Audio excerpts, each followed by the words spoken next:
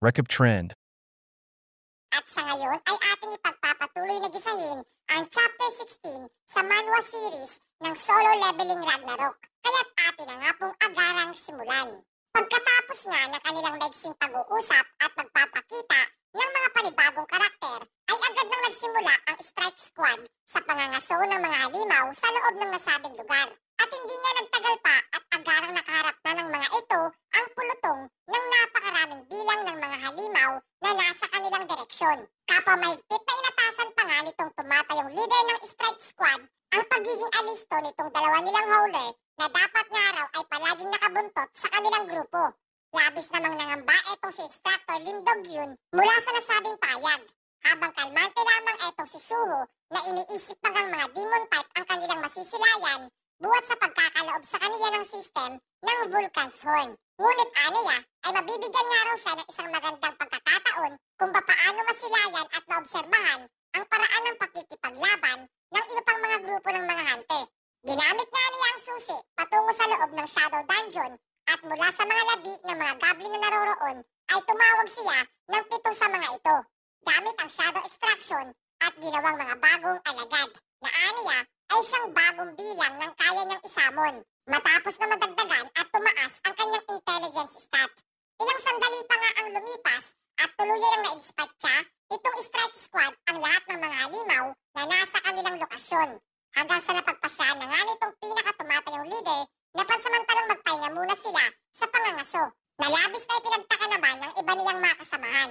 Paliwanag pa nga nito na sa kabila na kahit naisin pa nila na magpatuloy ng pangangaso ay tanging dalawa lamang ang kasalukuyang tumatayong membro ng kanilang howling team at hindi nga raw niya lubos maisip na magiging pabigat para sa kanilang pagsasagawa ng raid ang nasabing grupo. Subalit ng laki ang kanyang mga mata, buhat ng kanyang masilayan ang mga kakaibang nilalang na nasa kanilang harapan. Gayon din ang makitang agarang tapos na ang pangungulekta ng howling team sa mga labi ng mga halimaw na kanilang napaslang. Agad nga niyang natanong etong si Suho kung ang mga nasabing nilalang ay kanyang mga samon. Samantalang bagyang nangamba naman etong si Instructor Lim Dog-yun sapagkat mukha na namang naghahanap daw ito ng gulo sa ngayon mga master.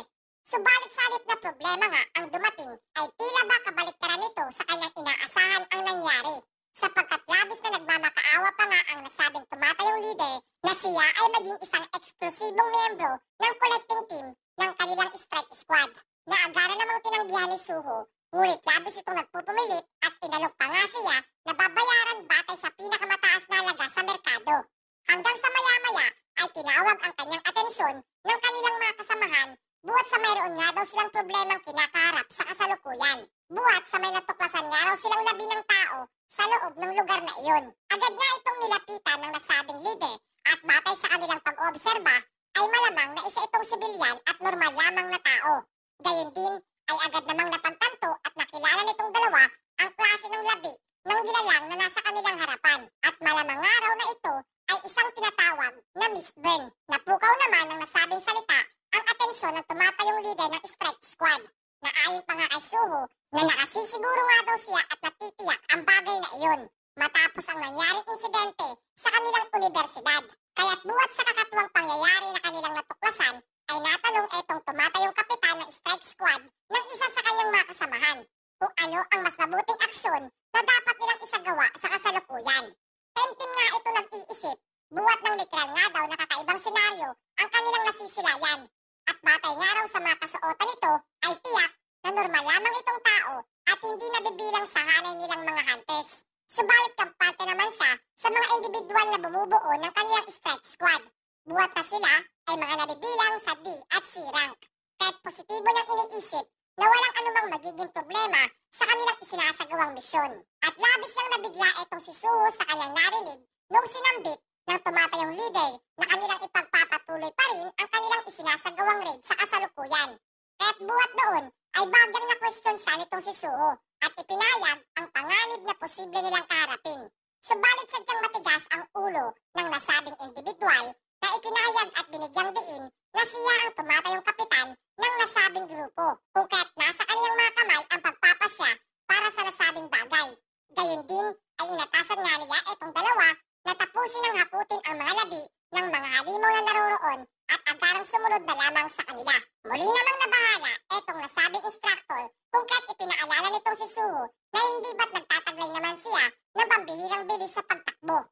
Kasabay ng pagsasaad na oras na may panganib na dumating ay kinakailangan nga daw nitong si Lim Do-gyu na tumakbo papalabas ng gusali, lalo na't wala silang anumang ideya at kaalaman hinggil sa anong klaseng panganib ang posibleng naghihintay para sa kanila. Samantalang sa ilalim na bahagi nga ng nasabing gusali ay patuloy na makikita ang pagliyab ng bughaw na apoy, gayon din ang palahaw ng mga normal na taong nasusunog dito, habang pinagmamasdan ng tatlong kakaiba at misteryosong nilalang. Ayon pa nga sa isa na ang kasalukuyang lakas nga raw ng apoy ay hindi na sapat at nagtanong tungkol sa kanilang problema sa pagkuha ng supply ng kanilang mga nagsisilbing panggatong. Nasambit naman itong isa na kasalukuyan nga raw ay mayroong hindi inaasang pangyayari sa kanilang pinagkukunan nito, kung kaya't mukhang kinakailangan nga raw nilang kausapin ang isang partikular na individual nang makaisip ng panibagong paraan upang maipagpatuloy nila ang pagkuha ng kanilang mga kinakailangang bilang ng mga supply. Ayon nga rin sa ikatlong nilalang na dapat nga daw silang magmadali sa paghahanap ng solusyon hinggil sa problemang iyon. Hindi nga sila makapaniwala ng Hyena Guild na nagsusupply sa kanila ng mga tao na kanilang di umano'y nagiging panggatong ay malalagay sa isang problema at sa ganitong mga pagkakataon nga raw, ang produksyon ng kanilang produktong Stardust ay di hamak na bababa kumpara sa iba nilang mga pabrika. Hanggang sa maya-maya ay nakadama nga ang mga ito ng presensya at sa halip nga na mangamba ay natuwa pa ang mga ito buhat sa maaari nilang gawing mga panggatong ang mga nanghimasok sa kanilang teritoryo. Nagpasya nga ang isa sa kanilang tatlo na kumilos na lamang mag-isa at ipaubaya na ang preparasyon ng pag-aalay sa kaniyang mga kasamahan, habang pinaalalahanan naman siya ng dalawa na kaniyang kasamahan na kinakailangan niyang hulihin ang mga ito ng buhay na agad niyang sinang-ayunan, habang inilabas din dito ang isang napakalaking espada na siyang pagmamay-ari niyang sandata mga master. Sa kabilang banda naman, ang strike squad ay patuloy lamang ang kanilang pangangaso ng mga halimaw sa naturang lugar. At nasisiyan pa nga ang tumatayong kapitan nito buhat sa mukhang malaki nga raw ang posibleng kanilang kikitain mula sa nasabing raid. Saan pa nga niya, nakapwa nga raw kahanga-hanga ang kanilang tumatayong howler team sa kasalukuyan at nag-iisip siya kung nararapat niyang gamitin ang isang partikular na bagay kasabay ng paglalahad nito na iyon pala ay ang tinatawag na Stardust. Agad namang nabigla ang iba niyang mga kasamahan na nooy pamilyar na rin sa naturang item, habang kanyang inilalahad na ang epekto nga raw nito sa sino mang gagamit ay magagawang pataasin ang ranggo ng mga mabababang awakener ng isang antas. Subalit lingid nga sa kaniyang kaalaman ay kasalukuyang kumikilos na ang isa sa mga kaninang tatlong halimaw na kaagad nga siyang nasilayan at pinuntirya ang kaniyang likurang bahagi.